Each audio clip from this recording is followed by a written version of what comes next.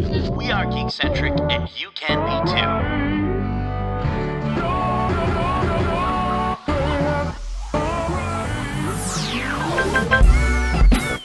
Love ya.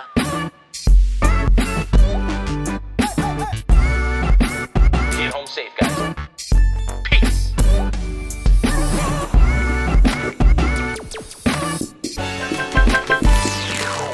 What's up, geeks, and welcome back to the Geekcentric podcast. My name is Justin, and today we're talking about Zack Snyder's return to the horror genre with his latest film, Army of the Dead. But before we get to that, if you're joining us for the first time, this is a weekly podcast covering the world of film, television, gaming, toys, collectibles, and all things geek-centric. Joining me for today's episode, as always, we have the lovable shambler himself, Nate Shelton. And the dead cold alpha, Kevin Hudson. What is up? How are you? That's the only difference. That's the only difference between the characters there. Yeah. Yeah. Thank you for calling me the mindless one. Okay. Yeah. You can keep going, bud. That's fine. You're the good kind of zombies. The kind people like to watch on movies. Okay. Yeah. Oh, so guys, as I mentioned, this is a review episode, so there's not going to be a whatcha or news, but we did get a trailer drop that we've been waiting for. So let's cue that banjo because It's trailer time.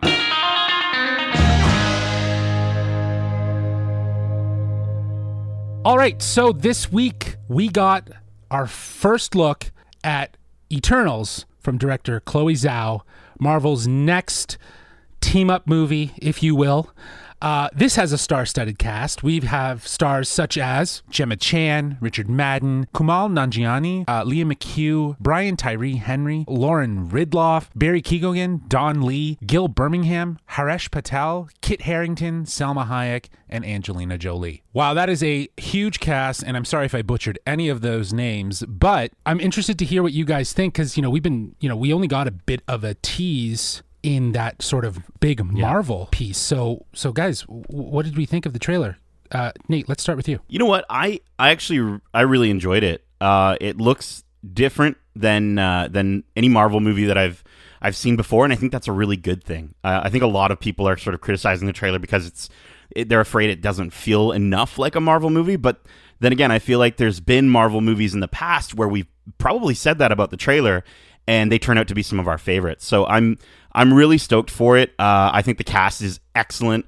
I'm a big Chloe Zhao fan. If you've listened to our Oscars episode, you'll know why. But I just think she's got a really good, sort of. I don't know. She's got a really good take on how to work with an ensemble cast and how to just do something that is going to be visually striking and visually different as well. And I'm sure a lot of that has to do with cinematography, but I don't know. I'm stoked for this. I enjoyed the music. I thought the trailer was well paced. The only part that didn't really hit for me was the comedic bit at the end. Really, really sort of brought the trailer down for me. And I get it. Like, it's a Marvel movie. It needs to have comedy, but I don't know. For me, that part kind of took me out of it a little bit, and I'm worried if they have a bunch of those or not. I think it was more so as a reminder for the audience that this is a Marvel movie. This is Marvel, right? Exactly. They had to do that for the general audiences to go, remember, this is a Marvel movie, so you'll want to see this, right? So, yeah, I couldn't agree more with you, Nate, but before I get into my thoughts, Kev, I'd love to know what you think. I mean, obviously, aesthetically, it looks incredible from, as Nate mentioned, a cinematography sort of lens. It looks beautiful, but I also think it kind of looked cheesy and hokey, like all of the swirling things, and I don't know, it felt like an early 2000s superhero movie, and Marvel is so much better than that I'm just wondering where this will fit in and how they're going to deal with all of the cosmic elements and that sort of thing that I did not like from this trailer. I mean, you enjoyed Doctor Strange though, Kevin? Sure. Yeah, that's what it felt like to me, though. Doctor Strange, Wanda, sort of that sort of energy. I also think, though, that we're looking. The reason why, and this will tie into what I'm saying about the trailer, but I think the reason why we got the certain visuals that we got is that it's still in post-production. Like, there's certain things that haven't been necessarily dealt with, and we see this all the time in trailers. Things that look a little wonky. Like, I remember when Black Widow's first trailer dropped, and I think it was a teaser, and you see that shot of her flying out of the plane fighting Taskmaster. That looked really like underwhelming and very cheesy, and it didn't look finished. And since then, that scene looks a lot better in the trailers and looks a little bit more refined. So I think that potentially that might be attributed as to why we've got such minimal visuals as well in that capacity, and things that kind of felt very 2000s, as you said, Kev. But I get the idea with the trailer having to remind people that it's a Marvel movie. But I honestly think this Marvel movie, more than ever, even though it's an introduction to these characters, it's going to be for the diehards. I think with the content of these characters and really what they're all about in relation to the MCU, I think this is going to be for the people that, they've all seen Endgame, right? They know what Thanos is about and how he might potentially play into these characters' storylines with the introduction of the Deviants. So I think that would be I'm really excited for that aspect of it, and I'm kind of okay if it's a teaser trailer and it doesn't seem like it's in our Marvel universe, especially considering the fact that these characters travel so far through time. That's fine. I don't need any more connections until we see the movie. And I don't know. Maybe we'll get that in more trailers. It's funny you didn't like that scene, because that was like maybe the one part of the trailer where I was like, there's my Marvel movie. Yeah, there we go, yeah. And I totally get where you're coming from. And it's funny because we talked so much about, what makes a successful trailer a couple weeks ago. And so, it's almost hypocritical for me to now come back and say, but they didn't tell us anything.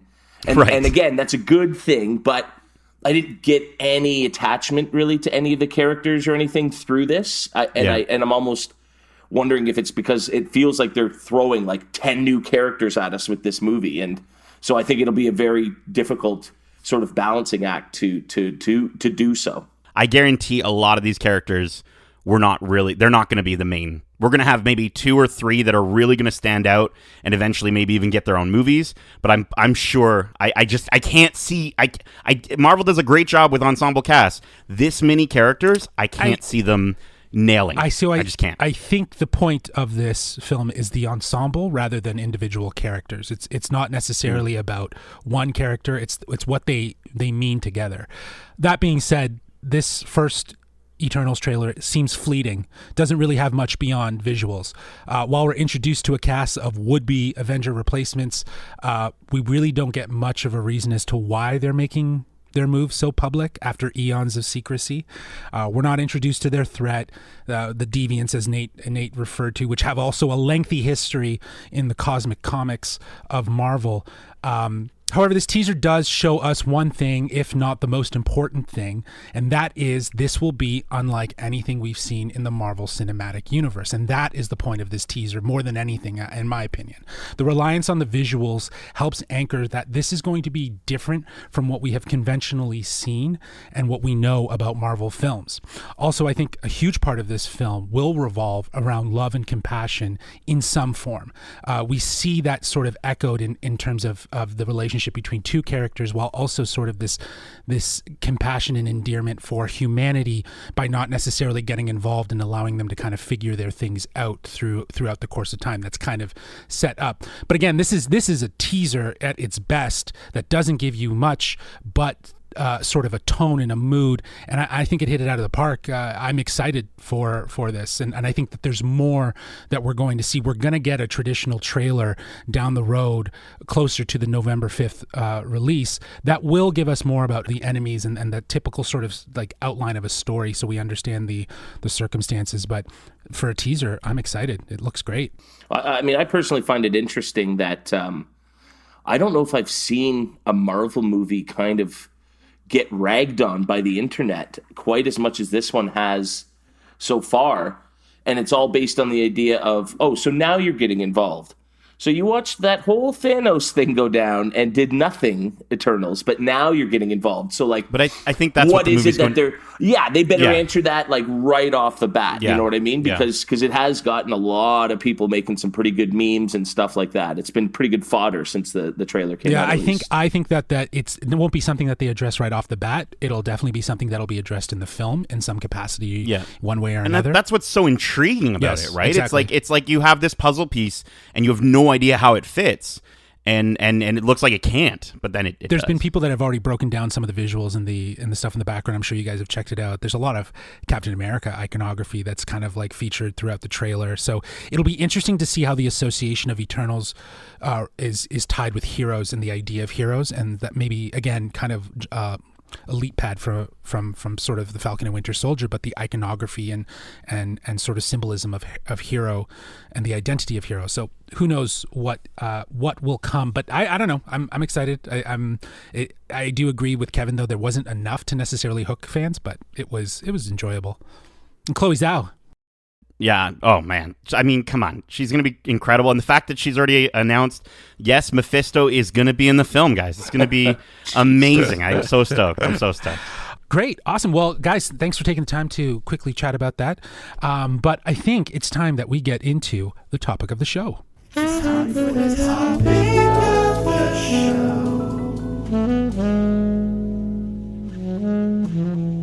Okay, so on the heels of HBO Max releasing Zack Snyder's director's cut of the Justice League, the action star filmmaker hops from one major streamer to another with the Netflix premiere of Army of the Dead, which also got a limited theatrical release on May 12th. This is Snyder's return to the horror genre, as his early filmmaking career includes helming the only good remake of one of George Romero's classic movies, which is Dawn of the Dead, which was released in 2004. So does this one match up to either that horror remake or the works of Romero? I think we can kind of discuss that, and I think that would be the topic of today's show. So we're talking about Army of the Dead, which released May 21st on Netflix. This movie is written, directed, and shot by Zack Snyder. That's right. He has a cinematography credit in this as well as a producer credit. This movie stars a huge cast.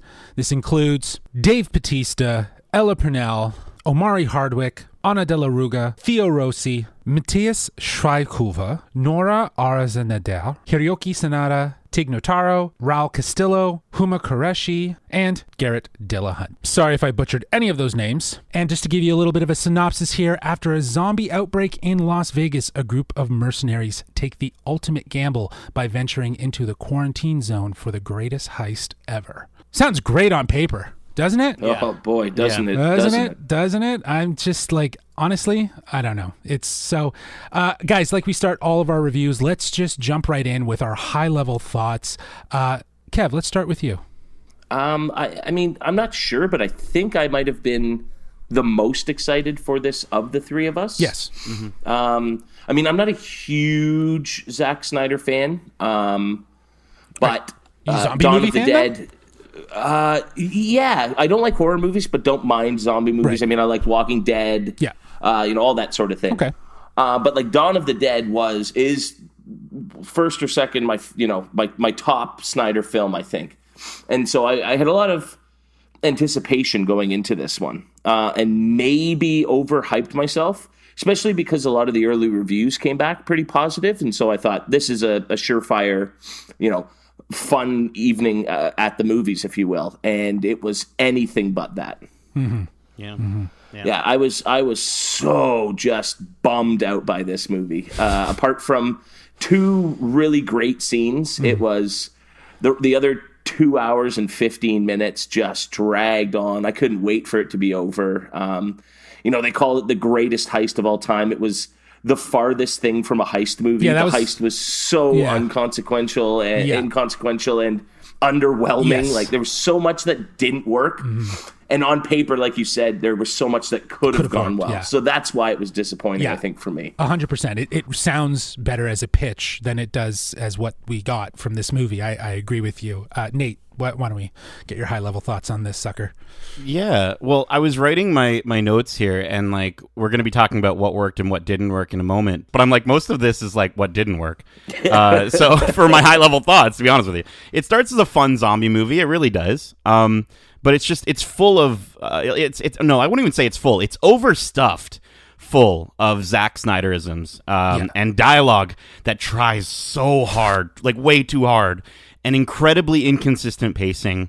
And it's fun right at the top. It's almost like a roller coaster, right? Yep. And then and then you're just sort of going along Cruising, for the rest of the ride, right? And so, unfortunately, let's just say it doesn't stick the landing at the end. Yeah, no, I agree. You know. I like the notion of the pacing, because it does feel like you're in a car that just doesn't know what it's doing. Like you can put your foot on the gas and it drives really fast. Yeah, and then as soon somebody's as you driving ease off, stick and they don't know how. Exactly, Yes. exactly. It's just you're constantly shifting gears, and I agree. I think the pacing was definitely something that suffered. But surprisingly, overall, it was nice to see Snyder stepping out of the world of superheroes. Sure. That being said, this film has some of Zack Snyder's best and worst traits in full force. A stupidly entertaining yet overly excessive and very long zombie blockbuster blowout. Oh, yeah. It has its problems, but I was actually pleasantly entertained with elements of the movie. Some of the action pieces and some of the characters scenes elevated the movie a little bit more. But while the movie is filled with action and fun, it still falls very short of being great. And a great zombie movie at that. So, that's kind of like a high-level thoughts. We will now be getting into more of a spoiler-esque review. So for our listeners, if you haven't watched the movie yet, please do so and come join us right back here. We'll wait, but not that long, because we're going to get right into it. So as Nate mentioned, I've kind of come up with some questions that are really simple for us to kind of talk about this movie. And the first one is, what worked for you? The opening, as we mentioned, was fantastic. Yeah. I thought that the soundtrack for the opening was just so well done. And I actually think the music in the movie overall was actually pretty well chosen. Yeah, I was actually surprised. I hate the Zack Snyder music montage thing, but when it came up, it was like, it actually didn't bother me. Like half of Sucker Punch is just a music video, if you watch it. Sure. So, yeah, like, there's going to be this music quality in all of his films, like Watchmen and stuff like that. But here, to your point, the songs were kind of actually well chosen, well placed. I thought so. And, I liked it in the opening, the credits, the shift of the tone with Viva Las Vegas, when it suddenly just goes down as things kind of progressively get worse. So I thought that was cool. Like I like some of his previous movies, like I kind of wish that James Gunn had a bigger hand in it, but at least the soundtrack kind of sounded James Gunn-esque in terms of some of the choices that were made. Again, the idea that it's a heist movie with zombies, like, as soon as I figured that out during the film, because I hadn't watched it, I didn't really watch any trailers for it. I just kind of went in blind, and I was like, "This is a heist movie? Okay, like let's go!" Yeah. Like I was pumped. Yeah. But then, that just falls to the wayside. The characters make really dumb decisions, which again, I mean, that's kind of normal for a zombie movie. I did like that the virus moved really fast. Again, that's something that's a little bit different. Usually, it's a very sort of contrived, like, played out, like, sort of takes forever for the virus to infect someone, whereas this time around it's just like instant. The tiger was cool. These are the kind of things that I'm saying for my what I like. I feel like you're pulling at teeth here to get what worked for you. So, like, why don't we just shift gears and throw it over to Kev here? See what worked for you. Honestly, the first 15 minutes from both sort of the introduction of the whole zombie outbreak and then that amazing music montage, that's incredible. Yep. Then you got to wait about 30, 40 minutes. Mm-hmm. And then there's a really tense, really incredible scene with, give me one sec here, sorry. There's that really tense, incredible scene with Chambers when they're in the room with the zombies. And then she John Wicks her way out of it. That was honestly the best 10 minutes of the movie. Yeah. It was incredible. I was on the edge of my seat. I loved how they kept playing with you. Oh, she's toast. Oh, wait, she might actually make it. Yeah. Okay, now she's dead. Oh, my God, she might actually make it. Like, that was such a fun 10 minutes. And then, again, you go into another hour and a bit of just crap. Crap. Like, that's literally the only good thing I can say about this movie is that one incredible scene sort of in the middle of it, and everything else I'm saving for what absolutely did not work, including the tiger. Yeah. Wow. Yeah. I have a lot more for what didn't work. I agree with you guys. There's three things, including what you guys have already said, the intro, that opening right into, that montage of just kind of explaining how fast things moved, sharing their story, almost, showing those portraits of them holding portraits was very reminiscent of like almost like who they're fighting for and what they're fighting for and what they lost. So I think that helps set up these characters' motives pretty quickly. The only other thing I really liked about the movie is combining different types of zombies. You got your typical George Romero style, the Shamblers. You got your 28 Days Later style with the running fast pace, and then you got this alpha zombie leader thing that they listen zombies. The worst thing in the world you could do is give zombies a brain. Yeah. They are a mindless horde. All they want to do is eat you, and these zombies are like planning dinner parties, basically. Oh, well, I liked seeing an evolution in the zombie world, if you will. Sure, there's a lot of really good video games that do that, right? Where they've got sort of different categories of mindless zombie, right? Yeah, so I get that. Yeah, and that's where this kind of does feel like a video game at times, especially with the sharpshooter kid who's like a YouTube sensation. Yeah, so yeah, that was pretty dope. But I think overall, what works with the film is that it is fun, it's unpretentious, and it's driven by action rather than anything else.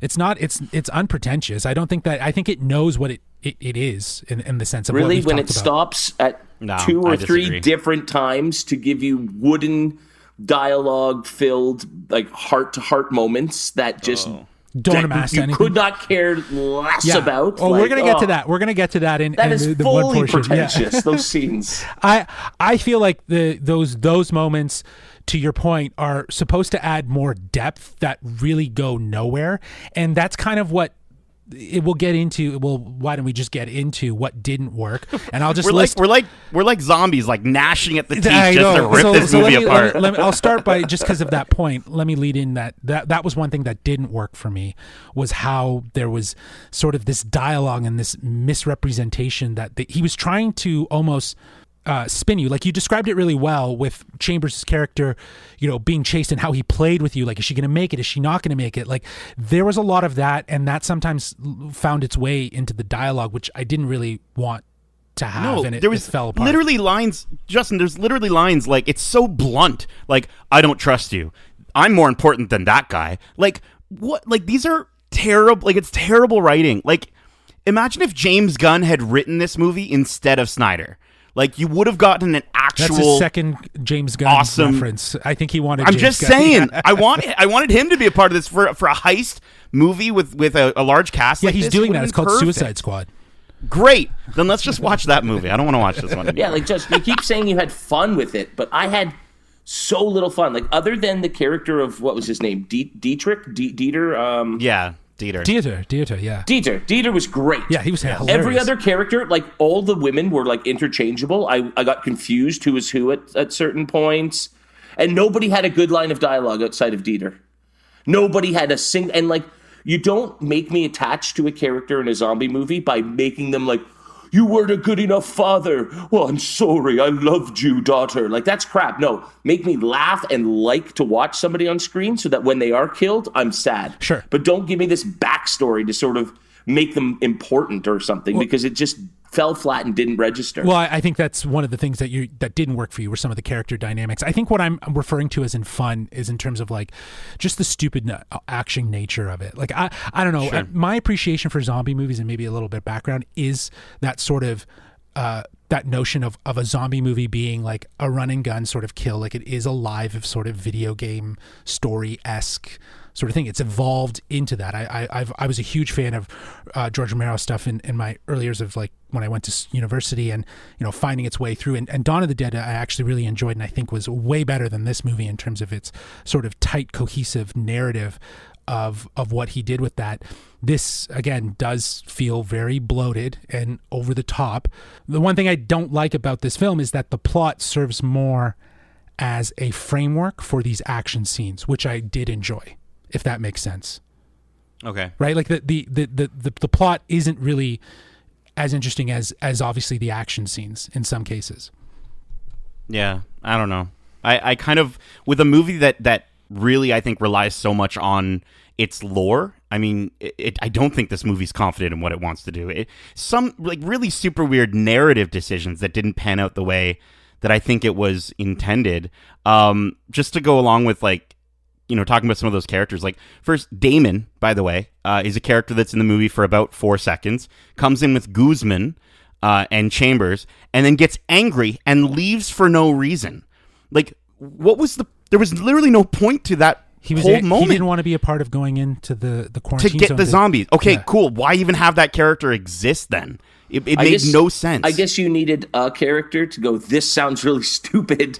I'm not going into a zombie zone for some money. I agree with that. Maybe. Like, that's I agree the with you. There was no point to justification that character give. being there, right? Like, There's no point. Yeah. Chambers comes in, who we've been talking about, and there's, again, that amazing scene, Kevin, that she John Wicks it through the zombies. But the scene literally just before that, she raises her hand saying, I've never killed a zombie before.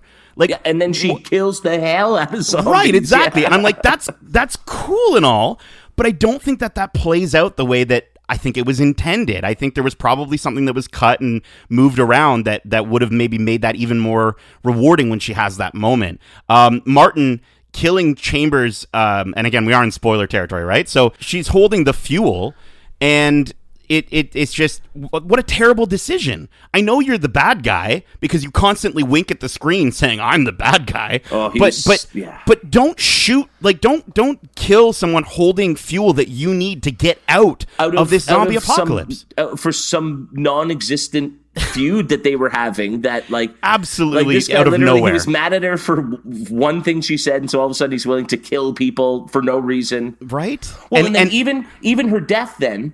Yeah, because this happened twice. There was a big explosion, and instead of seeing the explosion, the carnage that this explosion, we get like this zoomed in close up of a stock explosion. You see nothing. It was so cheap looking, and it happened twice. It was like made for TV movie cheap looking, these explosions. And just like, if I could just quickly go back to some of the story things that didn't make any sense. Apparently there's aliens in the movie. Apparently, some of the zombies are robots because there's a blue glow that comes out of their eyes when they get shot. Yeah. And then there's a love story that comes out of nowhere and a time loop aspect. Like, it's just, this is Zack Snyder, I feel, like, just going off. He's like, you know what? I can do anything I want now that the Snyder Cut's been released. I'm just going to Zack Snyder the crap out of this movie and put all this stuff in. I guarantee there's a cut of this movie that's 5 hours long somewhere. I guarantee it. Like, it's just so many unnecessary things. And I get it. You're trying to establish a world. You're trying to establish more of it. Do it over time. Do it in multiple projects. Don't put it all into this one overstuffed movie that should have been so much more simpler than it was. I just thought it's just so many unnecessary things. Anyways, that's my rant. Okay. If you guys want to go next, I'm sorry. I mean, it's hard for me to sort of summarize all the little things that bothered me about this. Like, let me ask you. Okay, so that the alpha zombie, the guy who wore the orc helmet, that was the guy from the beginning, correct? Right. So zombies' hair now grows because his hair grew. So zombies can grow hair now. That's great. I mean, zombies can also conceive babies. Like, smart zombies are so stupid, and they like can cry. Seeing these zombies like love each other and, like, and mourn their death of their unborn dead baby was so cheesy and over the top dumb. The tiger. You said the tiger was cool. It looked cool. It was. Yeah. But it didn't act like a zombie. It was just a tiger that was missing some skin. Right. That's all. It was a perfectly normal tiger in every other regard. It didn't act like a zombie tiger. Yeah. And, like, so this guy makes himself a bulletproof helmet. Okay, brilliant. Why not make them for everyone? At least your wife. Everyone should be walking around with these helmets. They should have an army. Yeah, that's true. Yeah. That's true. Yeah. Like, just that's smart. Silly she was decisions decapitated, though, not shot in the She head. was. The helmet wouldn't have saved her, I guess. But, but they're taking chances. Like, these two come out for their sacrifice, and our heroes just leave them. These two come out for a sacrifice that they don't really eat or anything. They just take the sacrifice and let our main characters walk around, Like, none of it made any sense. It was all just an illogical mess. Yeah, I agree. And again, I'm not looking for an Oscar-winning script here, but I need some semblance of common sense to be going on with the story. To the point of what you're both talking about, I think that there's been seed planting in this movie for more, which will lead to a question I will ask later. But for me, the things that didn't work, it was bloated. 15 minutes or more could have been cut from this. The pace could have been hella tightened up. Blending a heist film and a zombie film, as we were talking about, seems really smart as a pitch. However, this had very little of that, and I don't know, that just fell to the wayside and just was not important. And I think that was a huge misstep, because, you know, pitching this idea as a heist film with a zombie element sounds really, really fun. And I would have liked it if they weren't necessarily all mercenaries. I think it would have been cool if you had like representations of, you know, of different people from heist movies. Like you had like a Ocean's 12 kind of crew with some, you know, that, and they're using their wits and stuff like that to kind of get at it. Almost go more Shaun of the Dead with this sort of storyline than anything else. That being said, the one thing that really did bother me, and I know this might not be something that you guys will care too much about, the way it was shot, the fact that he used such a shallow depth of field, which narrows what's in focus. Like he never really racked in and decided to focus on things. Things would just fall out of focus and come into focus. And it just felt very like at times like amateur. If that makes sense, like it seemed like he just had handheld. Handheld is fine. Like I enjoyed the real aspect of it. It's just that what was in focus. Like technically, what it is he has the lens of the aperture open up wide to allow more light in, but that lowers the amount of what is in focus and minimizes the focus range. So things constantly fell in and out of focus, which just bothered me. Like it's an aesthetical choice, but to do it throughout the whole film, sometimes it took me out of it. Sometimes it helped amplify this sort of hysteria of being in a zombie movie, but at other times it kind of took me out of it, and I was just like, what? That's a weird choice to shoot it that way. The other thing from a narrative standpoint was there were some references to some more political themes throughout the movie, which seems very Romero-esque. You know, like he's known for blending social and political issues into his films to help shape the ideas around the zombies. Here, Snyder uses things like temperature checks or, you know, a quarantine city as more of like a flavor rather than adding anything to the bigger picture of the story. And, you know, not that the story needed it, but it was just weird and kind of frustrating to see him teasing it throughout the story, but not really going anywhere with it. Like, I think it kind of falls in line with what you guys are saying, like just narrative things that just didn't amass to anything. So, you know, it's a bit sloppy. Those were some nitpicky things, really. Well, you brought up how it was filmed, and I don't know if you guys noticed this, but if I didn't hate it so much, I would probably go back and watch the movie again just to see if I'm not mistaken. But I'm almost positive there are next to zero shots of two people in the same frame talking to each other. Nobody acts with somebody else. It's all close-ups of people's faces talking the whole movie.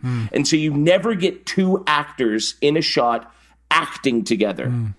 And I just felt that was really cheap and amateurish too. And like, you know, I don't know if that was a reflection on the fact that, you know, that they couldn't get the actors to be any good. Yeah, there might have been some pickup sequences for like during, because this was shot, if I'm not mistaken, well, like before things got really serious with lockdown. If I'm not mistaken, like there was a lot that was done prior. Well, and then they had to replace an entire character in the movie, right, with Tig Notaro taking over for Chris D'Elia. Yeah. And so all of her shots were done on her own and then either, you know, superimposed onto existing group shots, or they were just shots of her. And I'm wondering if to blend those shots, because she was there acting, they just cut the whole movie with everybody. It's like they all just shot their stuff on their own individually, and then it was pieced together. Yeah, it could have very well been that. Yeah, there was no connection between characters because of it. Yeah, but that aesthetic of how he shot it just it irked me. You're missing focus. You miss focus all the time. So it's like you have to be more. You know, when you use that, it's more significant than when you don't. So, that's what didn't work. Well, if you guys got nothing else that didn't work, you know, this film does feature a massive cast, and you know, we've already kind of broken out into some discussion about this, but you know, who are your standouts and who are the forgettable characters for you? That is Dave Bautista's least memorable role since he got into the world of acting. Wow. I mean, like, he's more memorable in the 5 minutes of zero dialogue in the Bond movie that he was in than he was in this movie. He was so wooden and cheesy, and his character wasn't cool. He didn't say anything cool before shooting zombies. He just had heart-to-hearts with his ex-lover and, estranged daughter, and then dies, and I could not have cared less. Yeah. Well, I think Dave Bautista was probably one of the best parts of this film, and one of the things that I will remember of it. I think he was great. He showed that he can carry a movie, given most of his roles leading up to this were very side characters or minor characters. He played the dad, soldier, chef really, really well. These were these tropes, and I enjoyed his demeanor and how he was tough when he needed to be, but was a little, I think, softer at times too. But I thought he was great. That's incredible. Yeah, I kind of agree. I wanted more Bautista in the movie than we got. There's a sort of charm to him that I think was missing for a lot of this character, but it came out in moments. Yes. I think some of the moments that I thought were really nice and lovely, and of course happens right at the end as well, is just as he's going through the movie, he's trying to figure out what his food truck should be, and he lands on lobster rolls, and I liked that aspect about him, the sort of the chef side, the dad side, and I thought that did work, but I don't think there was enough of that and enough of him in the movie, unfortunately for me. So but he was probably one of the best. There's only one other character that I think was a standout. Is that Dieta? Dieta. Yeah. I loved Dieta. I loved Dieta. Was great. Yeah. Dieta was fantastic. Man. He was so fun. I wish there was more of characters like him. Not necessarily all like him, but in that sort that of had personalities. But out of their element. Do you know what I mean? Out of their element that might have been mixed with mercenaries that are zombie fighters. That would have been a really interesting, again, a Shaun of the Dead sort of dynamic where it is blending sort of the kitschy zombie comedy with something else, like a heist film. So Dieter felt like the Drax of this movie. You know what I mean? He kind of felt like surprise. the out of place. He's sort of just you see him there and he does something and he freaks out about it and gets really excited. I really loved him. I was really sad at how they actually ended his character, and I wasn't that sad that he had died. Like Kevin, you were saying, if you really laugh at a character, you're gonna be sad when he dies. I was a little sad, but I was just more sad about the idea that he's not coming back. He's not he can't survive that, right? No way. No, well, I mean, a nuclear bomb was all also they're going to do is right. Well, exactly. Yes, but all they're going to do is carry him off to a room, bite him in the arm, and then just leave him to become a zombie. That's all they do, apparently. Apparently, they don't eat him. Yeah, that was so dumb with the security guard and this whole big scene, and they drag him into the room, and he's surrounded by this, and then they just bite him, and he's fine. But I will say I was really happy that happened to that guy, because that guy sucked. No, he should have been ripped apart on camera, right? We needed to see, because then the other generic bad guy, who you've mentioned already, so who was working for the main guy. Yes, Garrett at least we got to see. Yeah. At least we did get to see him get mauled, quite literally. He was a forgettable character for me, though. As much of as an antagonist he was in their situation, he was just forgettable. I don't know. I think he was memorable, but for the wrong reason. Yeah, he stood out like a sore thumb. Yeah. Yeah. He sucked. Yeah. He might as well have just been saying the whole time, "I am a bad guy, and therefore you hate me." Again, for another alternative comedic side of doing this movie, if he was this gung-ho 80s military guy that was on this trip, that would have been really funny. Really lean into that. I didn't mind Marianne Peters, Tig Notaro. Really? Yeah, I didn't mind. I didn't mind her. I don't know. Tig's not a great actress. She's an all right comedian, but she is not a very good actress. Okay, can I just say something really quick though, just before you talk about how much you liked her? I don't know. I just gonna say she didn't bother me though. I thought some of her some of her dialogue did seem like it was a bit forced acting, but there was other times that it wasn't. Justin, it wasn't written for her. It was written for Chris D'Elia. Right. And you could tell it was written for Chris D'Elia.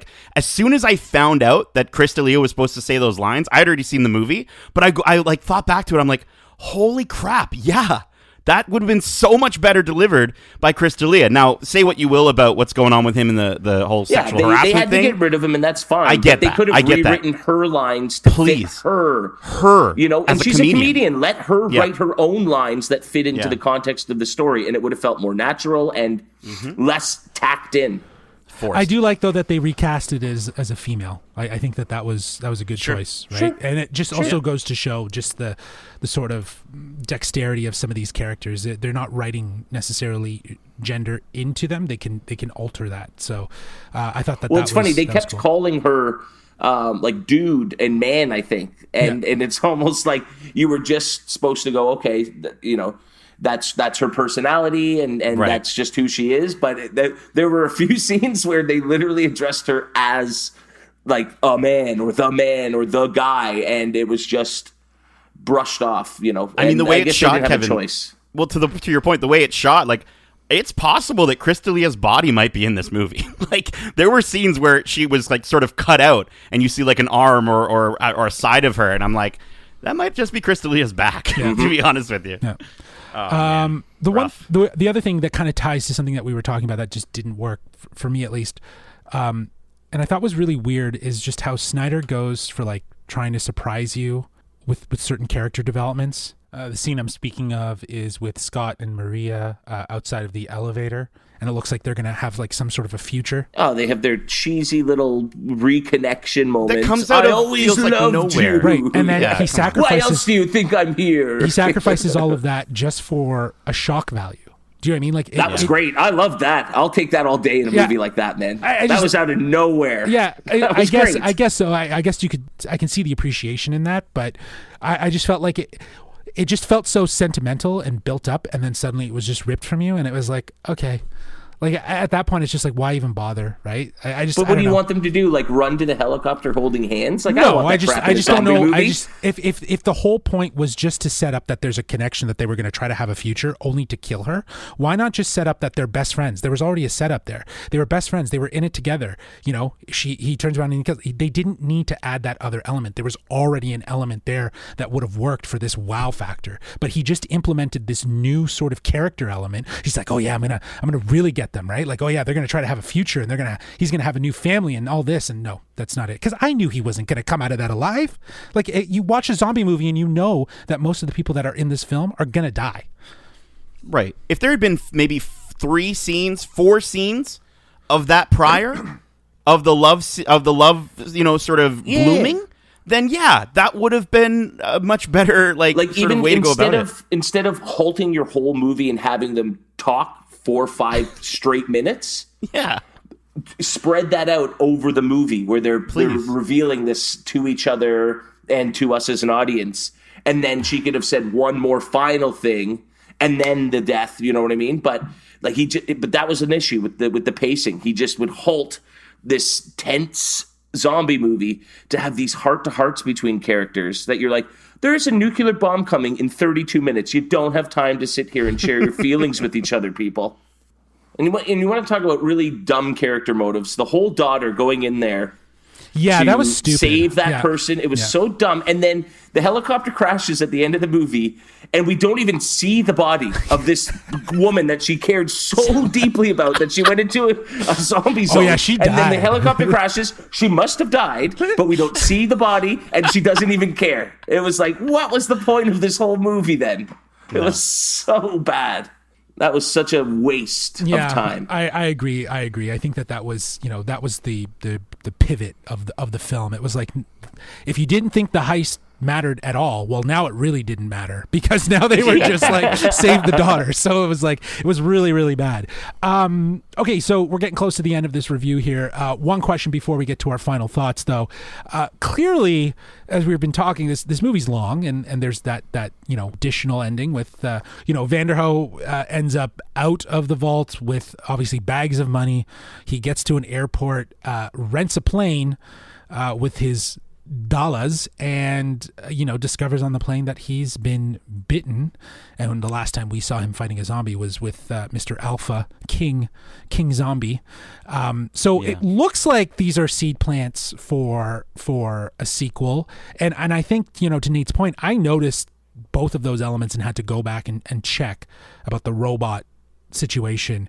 The Area 51 thing also ties in with some interesting ideas around, the idea of zombies and whatever and stuff like that. So there's just a lot that's there. So this leads me to my question, long-winded, I know. Do you guys want to see a sequel? Would you see a sequel? Would you be interested in, a Future of the Dead film? Kevin, let's start with you. Future of the Dead. That's a catchy title. I'll tell you what. I pay $10 a month for Netflix no matter what. So this movie was free for me. So if there's another Zack Snyder zombie movie, he's made one great one and one really bad one, I'll give him the benefit of the doubt one more time. I would check out another movie of his if it maybe tried to explain some of the things that he just crammed in there and didn't explain at all. Yeah, maybe. I don't know. I would, if he did a sequel and didn't write it, maybe just directed it, I think I might be interested a little bit more. Might be a little more intrigued. There's a prequel series, or at least animated. I don't know if it's going to be a series, but there's going to be something prequel animated coming out that I think is going to address maybe a lot of the setup for this movie. Interesting. I didn't that we know that. missed. Yeah, and then Is there's that on also Netflix too? I believe it's going to be coming to Netflix, and then there's also a Dieter spin-off series that's going to be coming out about him and a bunch of other people that are master locksmiths or whatever within the world of Army of the Dead. Which again, it's one of those things where it's like, if this is the first time we're seeing Dieter interact with zombies, then what is that series really going to be about? Because obviously it's a prequel, right? Yeah. So it's one of those things where I'm like, I'm interested. Again, I liked that character. A lot of the characters, I think the only other characters that I also liked, like Guzman and Chambers, unfortunately, again, didn't make it. So I don't know. Do I want to see a sequel about who? The daughter? I guess. Well, give me a whole new cast of characters, maybe. I don't know. Let me rephrase then, if you're associating sequel with the necessary story, but like another story in this world, right? Because in a very George Romero style, zombies and the zombie plague, if you will, serves as the continuity through all of his movies. The situations and the characters tend to differ from time to time. So the reality is that this would be a story set in Zack Snyder's zombie world that he's established here in Army of the Dead. Would you see another story? Because in my opinion, you're right, Nate. He shouldn't write it. He shouldn't direct it even. He should produce it. He should just produce it, and he should, maybe come up with the story and have an actual person who can write a screenplay, write it, and have someone who can direct it. I would probably check it out. If it wasn't him attached to it, I'm sorry to say that, but I don't think I would do. I think he tried to do too much with this movie. I just don't know if I want to see these zombies again. Yeah. I didn't like this iteration of the zombies. I mean, she was very much like the Queen was very much like Enchantress from the Suicide Squad. Suicide Squad, yeah. And she's doing her little gyrations and stuff like that. It was all so over the top. And yeah, she was far more like the Mummy without wrappings than she was a zombie. Yeah. I mean, honestly, Kevin, the trailer for the sequel is going to come out, written by Zack Snyder, and one of the zombies is going to talk, and then you're just going to not watch it. I promise. That's what's going to happen. That's what they were working towards in other zombie films. Like they were working towards that, and like even in Dawn of the Dead, he kind of hinted at more intelligent zombies. So it's not uncommon for us to see like an evolution. I get it. Zombies are very depicted in a certain sort of manner. But, I think with movies like, 28 Days Later, World War Z, which, again, by no standards is a great film, but at least their interpretation of zombies was very unique, I think. I think it's helped to evolve the idea of what zombies symbolize within cinema. It's not just George Romero. And here we have like a film that kind of captures some of the best while also adding something new. I wasn't totally against that. So the zombies I could see. Didn't think it worked. Yeah. I'm going to stray a little off topic here, but I want to get this point in before we do get to our final thoughts. There's that scene when they're in the vault and they come across those three bodies, and they are clearly trying to suggest that they are previous incarnations of our characters. Yeah. And they literally showed our live characters wearing the things that these three dead bodies had on. And I thought, holy crap, this movie is about to take a wild turn into something I wasn't expecting, like a cabin in the woods kind of twist. Yes. I was all for it. Yeah. And then they just, that's nothing. Don't worry about it. Let's get back to the safe. And I was like, that's where the point of it. officially lost me. It was so pointless, and it could have been a cool idea. So if they're like, just getting regenerated and trying to, I don't know, they could have gone super sci-fi with it and it would have been a blast. Well, there's sci-fi elements more so in this film, which, now hearing from Nate that they're going to be doing a prequel series to somehow tie in with this, it'll be interesting to see if this kind of gets elaborated. So I'm intrigued. I am intrigued. There were some things I was intrigued with about this movie. But with that being said, guys, I think we should get to our final thoughts and wrap this sucker up. Final thoughts, giving it a rating out of 5 queen zombie heads. Kevin, let's start with you. As I mentioned off the top of the show, I was so excited for this movie. Zack Snyder directed what is probably the second best zombie movie of the last 20 years in Dawn of the Dead. I think only 28 Days Later is probably better. And I went back after watching this movie and watched both 28 Days Later and Dawn of the Dead. It was almost like a combination of the two movies in that it had the dreary, sort of overwhelming feeling of 28 Days Later, but then tried to be the fun, upbeat action movie that Dawn of the Dead was, but it didn't connect to either of those tones well. And so it was just sort of stuck in the middle somewhere and just came off flat and uninspired, and I just could not connect myself to the characters, to the action that was going on, and it just left me feeling dead inside, quite literally. And so that was really disappointing for me. And so again, I might have overhyped this just a bit for myself. What should I really have gone in expecting from a Netflix zombie movie by Zack Snyder? I'm not quite sure, but this wasn't what I was expecting. And so again, it just really disappointed me. Honestly, I'm going to have to give it a 1.98 out of 5 queen zombie heads. Damn. That's a hard rating there. 1.98. Wow. It's the worst movie I've seen this year, and I saw Kong versus Godzilla this year. So wow. Is it Godzilla versus Kong? Yeah, it's Godzilla versus Kong. Yeah. Well, anyways, yeah, it doesn't matter. Nate, your rating. Yeah. I mean, I don't think I can say any more about this movie than we already did. The pacing is all over the place. The lore is interesting. I think honestly, it's how I Zack would say Snyder in this. Zack Snyder doing this movie reminds me of like a little kid that just gets really excited about a ton of really cool ideas and just says, "Well, no, I want them all. I want all of them to be in my he's movie." You. yeah, he's me. Yeah, exactly. Yeah. And so for that, you just get this very contrived, overstuffed movie that has some neat ideas, some okay characters, and just the worst dialogue, and I didn't enjoy it as much as I wanted to. I will rewatch the beginning of the movie. I'll rewatch that montage scene maybe once again in my life. Because that's a dope moment. And honestly, if you just watch that and turn the movie off, you're going to love it. But other than that, I am going to give this movie 2 queen zombie heads out of 5. Nice. Yeah. Nice. Well, I think I enjoyed this more than you guys. There were a lot of things that didn't work for me as well. I think you're right, Nate. Like, there's just too much packed into this. Kevin, I think you're also right. Like, in terms of just from the idea of mixing the aesthetics of 2 types of zombie movies into one just didn't work, and it felt very jarbled, if you will. The movie stumbles to blend a heist genre with a zombie film, and I wish it had a lot more of that heist aspect.